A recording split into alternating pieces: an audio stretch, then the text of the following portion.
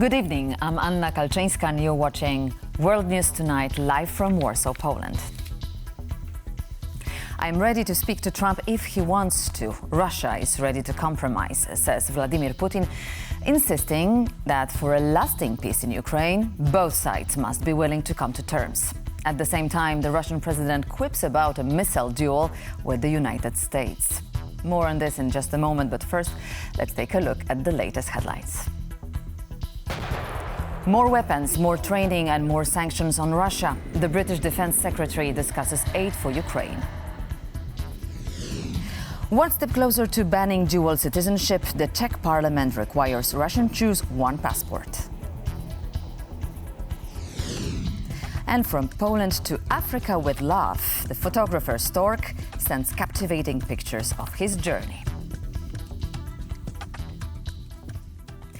EU leaders have descended on Brussels to attend the European Council and address the biggest issues facing the continent. This includes Russia's invasion of Ukraine and how to handle a potentially turbulent Trump presidency. EU correspondent Angela Skujins is with us now from the Belgian capital. Angela. Hi. What I'm hearing on the ground in Brussels is that conclusions haven't been reached quite yet, but what we're hearing in the corridors of power and what I've read from leaked draft conclusions is that the EU wants to continue to emphatically support Ukraine. This will be through the provision of military, political and financial aid. But backdropped, as you said, to these talks is the role that the US presidency will play. This will be helmed by US President-elect Donald Trump. Despite the turbulence that this could cause, the Ukrainian President Volodymyr Zelensky in Brussels sounded buoyed by this appointment. Here is what he had to say. We are waiting for the inauguration of the new President Donald Trump. We would like to start having a serious plan of how to stop Putin. And really, I think that both Donald Trump and the whole European Union are able to do that. Yeah. But this support for Kyiv doesn't only come from some of those executives at the European heads of state. This also includes Poland's Prime Minister, Donald Tusk. He underlined that while there might be some rogue or Russia-friendly states, the EU was behind Ukraine. This is what he had to say from the European Council this morning. The European countries are united, with some small exceptions, in their willingness to increase support for Ukraine. We all feel, and it was clear to everyone, that before the change of power in the United States, before these possible negotiations, Ukraine should be in a better situation than it is now. And it is worth helping Ukraine. And that's why we must do everything to ensure that this war ends as soon as possible, but not as a defeat for Ukraine. And this emphatic support for Ukraine came even from the European Council President, Antonio Costa. This was his first summit helming that top job. And he told reporters early this day that he was hoping that the Ukraine would join the fold sometime soon and that an attack on Kyiv was an attack on Europe. This is what he had to say. About Ukraine, we must be very clear. We could count on our full and unwavering support, whatever it takes, and for the time it was necessary. Now in war, in future in peace. And we want to welcome you someday here as member of the European Union. But what will be particularly interesting over the next couple of hours is what these conclusions come to. Again, these are only draft conclusions that we've seen so far. And while the EU is keen on supporting Ukraine in the victory, it's still up to Ukraine to decide what that victory looks like and how it takes shape and when it will occur. But I'll be covering those developments for you from the Belgian capital. My name is Angela Skujins, and this is TVP World. Thank you very much, Angela Skujins. Just a few months out from Poland's presidential election, interference and disinformation are wielding influence across the region. with Russia suspected to be at the forefront. Now, in exclusive interviews with TVP World, Georgia's president and senior EU representative are calling for caution. Our chief political correspondent Aaron Dowman reports. A stark warning to Central Eastern Europe about Russian meddling. They're testing something new, which is using the elections as an instrument which allows them to consolidate their proxies. And as Georgia faces its own electoral fallout, President Zurabashvili says Moscow's strategy is clear and increasingly widespread. Something that has been used and tested not only in Georgia, without much reaction yet on the elections themselves, where everybody should have said that is intolerable. And we've seen after that in Romania. And then suddenly more reaction. And then people remembered that Moldova had almost fallen for the same type of attacks. She's not the only one raising the alarm, with the Deputy Secretary-General of the Council of Europe underlining the threats of technology in an exclusive interview with TVP World while visiting Warsaw in recent weeks. I think all European countries need to have a concern when it comes to AI and the potential influence of disinformation and how it can manipulate some of the voters. Europe will host a series of elections over the coming months, including the Polish presidential race, as well as in Germany, the Czech Republic, Ireland and others. In fact, just this week, the European Commission launched formal proceedings against TikTok over concerns of Russian interference in Romania's presidential election. That's a platform Warsaw is likely to be monitoring ahead of polls going to the ballot box next summer. I'm pretty sure that people both in the ministry and in the agencies that are responsible for disinformation prevention are looking closely into what's happening on TikTok. It comes at a time when Poland is ramping up hybrid war defences against Russia and Belarus. Details have even emerged of suspected Russian hackers sending hundreds and thousands of text messages and taking over screens in shopping malls to drive votes for the far-right Conservative Law and Justice Party ahead of last year's general election. Prime Minister Donald Tusk says the risks are real and current. Everyone around the table was aware that the case of Georgia, but also Moldova, Romania, and this is why I'm so cautious also when it comes to Polish election, that all of these are cases of interference of Russia and Moscow. Undoubtedly. So you see this absolutely everywhere. With Poland expecting a close tussle for the presidential palace, officials will be aiming to keep external forces out of the country's electoral processes.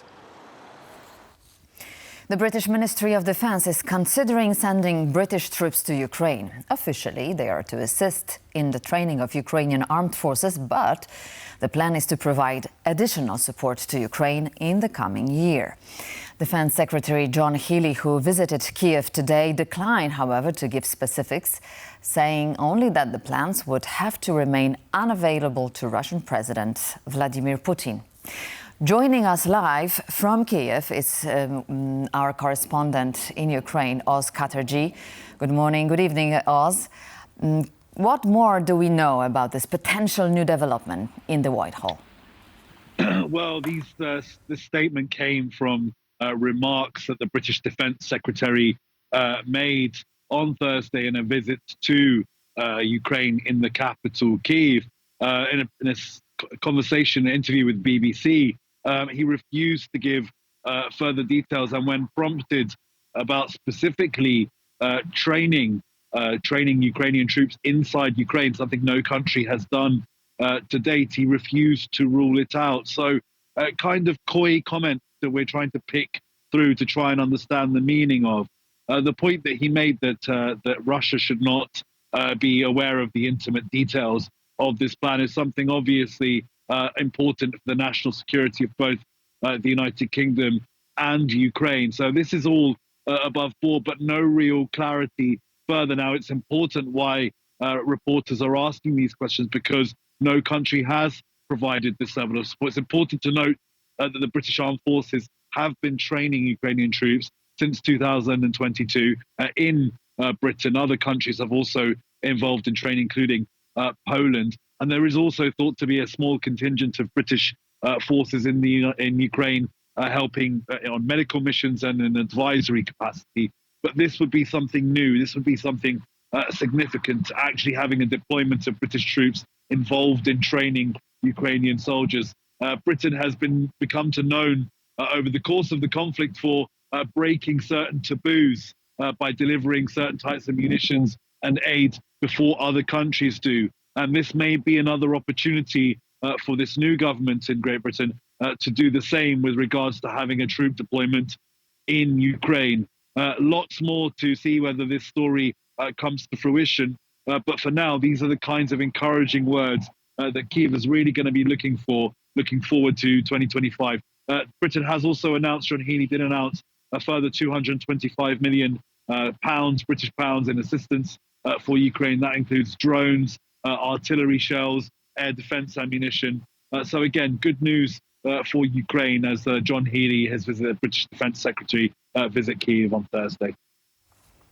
From Kyiv, Oz Katerji. Thank you very much, Oz. Representatives from several civil society organizations held a briefing to reveal allegations that the ruling Georgian Dream party planned the systemic torture of peaceful demonstrators in the aftermath of the November 26th elections. This is how Georgian authorities dealt with protests in the country. Several Georgian civil society organizations have presented evidence suggesting that the Ministry of Interior had premeditated violent tactics to discourage public dissent.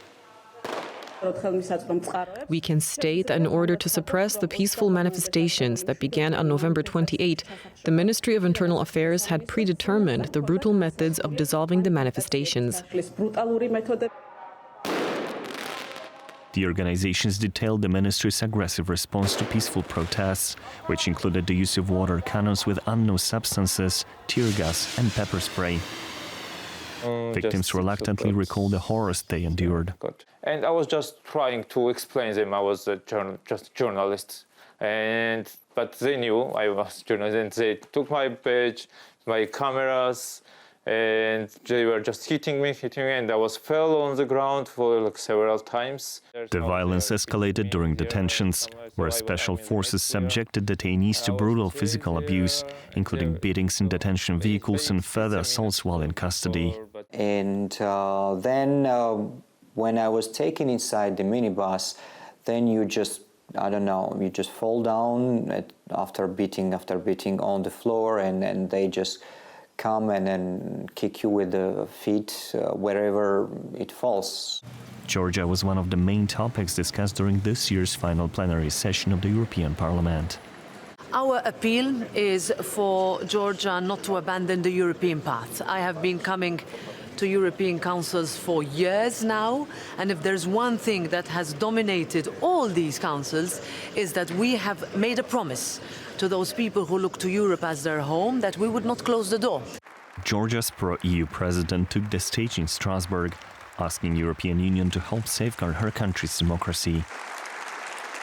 Georgia's ruling Georgian Dream party, meanwhile, tied at its halt on the country when its lawmakers elected a hardline critic of the West, Mikhail Kevalashvili, as the country's new president. Zorabishvili, however, considers the current government illegitimate and has said she will remain president after her term ends. The Czech officials are tightening security measures on granting citizenship. Citing security concerns, the Czech parliament has approved a law requiring Russians to renounce their citizenship before applying for Czech nationality. Addressing such threat is not discrimination, but a duty, says the country's interior minister. Marek Stil reports. Before receiving a Czech passport, Russians will have to prove they have renounced their Russian documents. The government in Prague argues that the policy of not allowing Russian passport holders to obtain Czech citizenship is necessary because of security concerns. Russia's actions pose a certain security threat to us. Addressing these threats is not discrimination. It's a duty. The Czech Republic, along other European states, is a target of Russian hybrid operations. The most vivid example is a series of explosions at Czech munitions warehouses back in 2021. Czech intelligence said Russia was behind the attacks. but such operations have not ceased since. This year, there were 500 suspicious incidents in Europe. Up to 100 of them can be attributed to Russia, hybrid attacks, espionage, influence operations. The parliament decision has, however, been heavily criticized by the country's opposition, who say the measures are unconstitutional. Why we should focus on people who live here for years, decades. So what is the reason? We want to divide families, we want to destroy, partnership. So even we should focus on companies or enterprises with the Russian influence. Experts say that the move, which is aimed at strengthening the Czech Republic's security, may backfire. It not only pushes everybody in the same, puts everybody in the same basket, but also this measure, strictly speaking, is pushing these people to the hands of the Kremlin. The bill is going to the upper chamber, to Senate, and then needs to be still finally signed by the president. So there are still opportunities to stop this. The Czech Republic is home to around 35,000 Russians. The changes are to include humanitarian exceptions, including for political dissidents. And finally, stunning pictures literally from a bird's eye view. Photographer, as the stork has been fittingly called, crosses 10,000 kilometers yearly from Poland to Africa and back, documenting his seasonal migration. Thousands of fans are following this incredible journey. Anastasia Yashchenko and Franciszek Pilis have the details. This is photographer. He's a stork, and he hails from Poland. As the first of his kind to become an avian reporter, he's allowed thousands of people online to get a truly bird's-eye view of his winter migration from Central Europe to Africa. Our photographer is our stork ambassador. He received a small camera for research. This camera provides a lot of scientific information about the biology and behavior of this bird. Fans of photographer and the team monitoring him lost contact with the stork for about 3 months due to poor signal. Now, however, he's back on the radar, providing a wealth of new photos to his followers' delight. Photographer has covered over 10,000 kilometers as he soared through Ukraine, Romania, Bulgaria, Turkey, Lebanon, and Egypt. Now he is nearing Tanzania. Without stopping, it is the 500 kilometers, so it is the daily maximum distance. So it is nothing spectacular to compare to other bird species, but you have to remember that the longest distance of storks during migration is 14,000 kilometers, was this really huge migration route. Photographers' adventures have primarily captured the hearts of Poles, who recognize the white stork as a symbol of Poland, as 20% of the entire world's white stork population have chosen the Central European country as their home.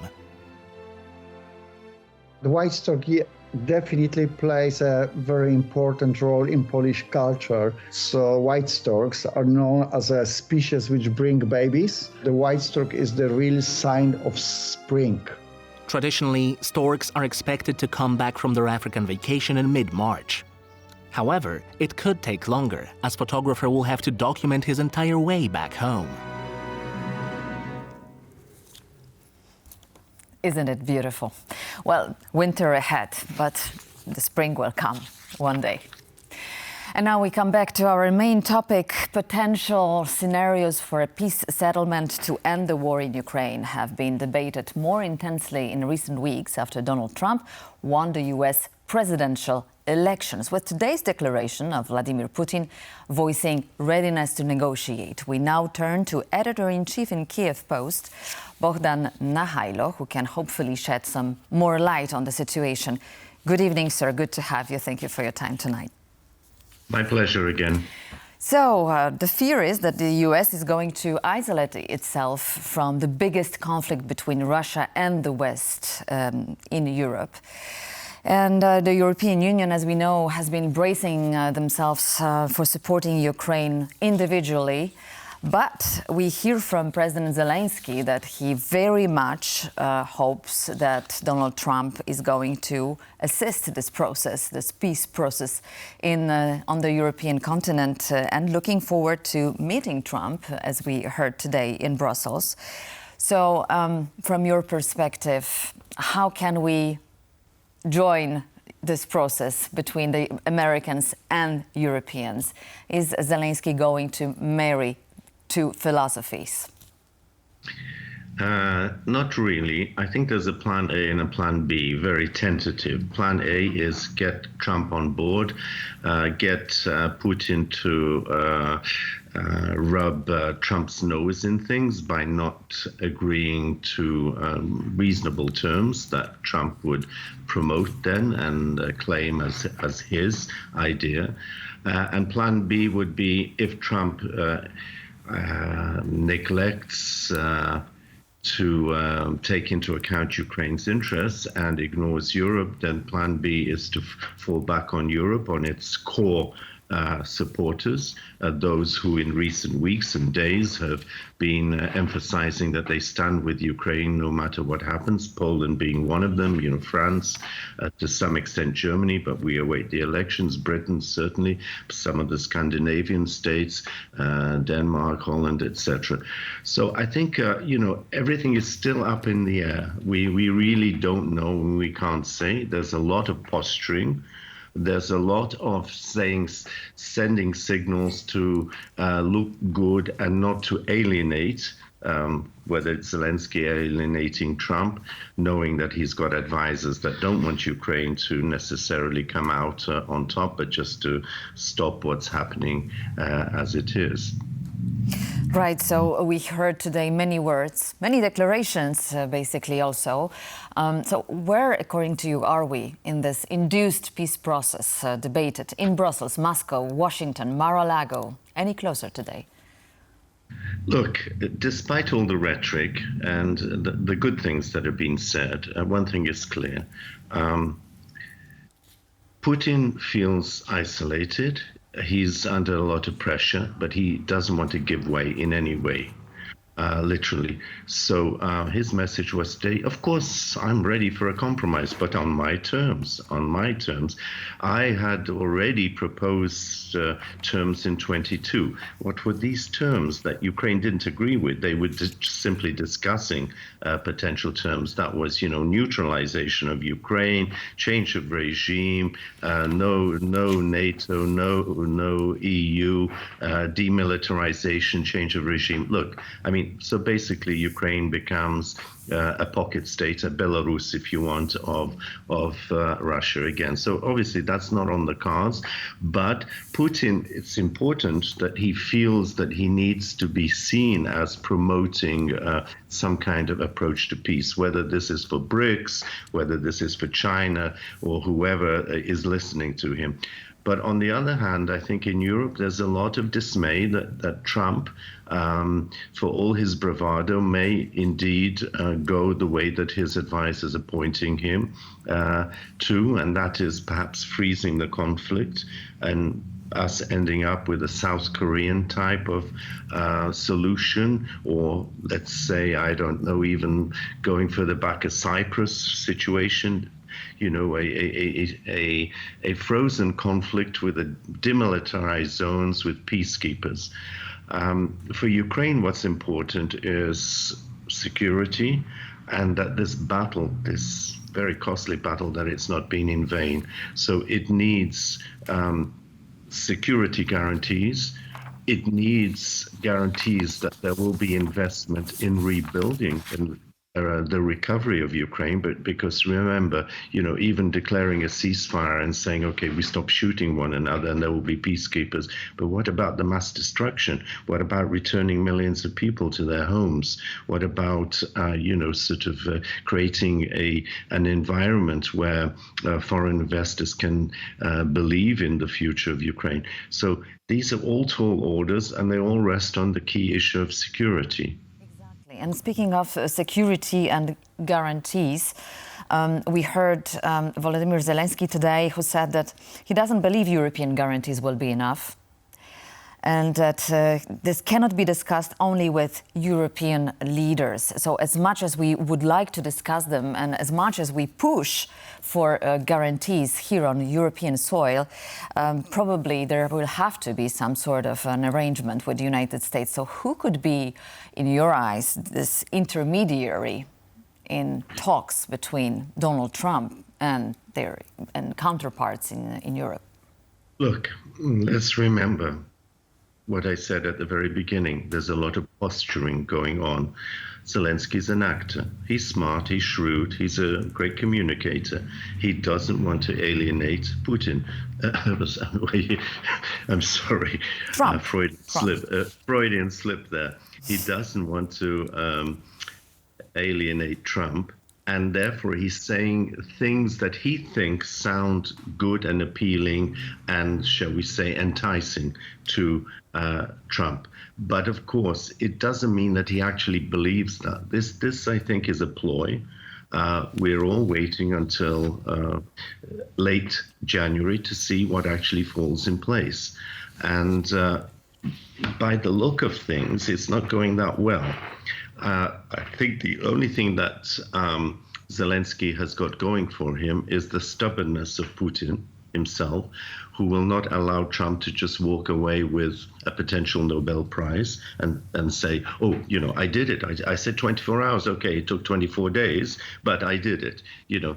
So I think the European leaders are also smart, and they talk in the corridors and they talk amongst themselves. He's got to assume a public position which is palatable, acceptable to Washington, the new Washington to come, and also to make sure that he's on the right wavelength with his European supporters. What does Volodymyr Zelensky really want? Does he want military assistance and more money just to conduct the war a few months more, or do you think that this mood in Ukraine among ordinary citizens is already so groomed that the peace is something preferable? Look, to be brutally frank, I think he wants peace. He wants the end of the war, but not on Russia's terms, on Ukraine's terms to the extent that it's possible, which means, as he calls it, a just peace, right? You know, there is something that we used to call international law and playing by the rules in international politics. Do we return to that, or do we say, hey, might is right, and we, you know, whatever state can get away with pushing others around and grabbing territory from others, so be it. Okay, we turn a blind eye to it. We live in a difficult age. You know, there are other factors, climate change or whatever it is, immigration. Let's not talk about borders. So I think Zelensky, what he wants is for Ukraine to come out of this cauldron of war, 3 years almost, with something to show for it, something to say thank you to the mothers and sisters and children of those who have died, and to those whose cities have been destroyed, that it's not been in vain. We stood our ground.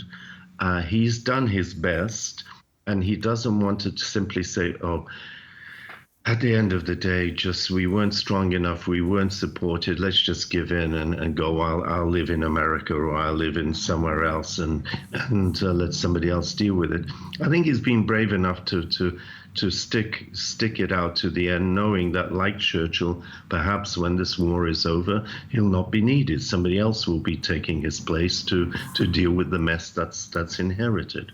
Right. All right.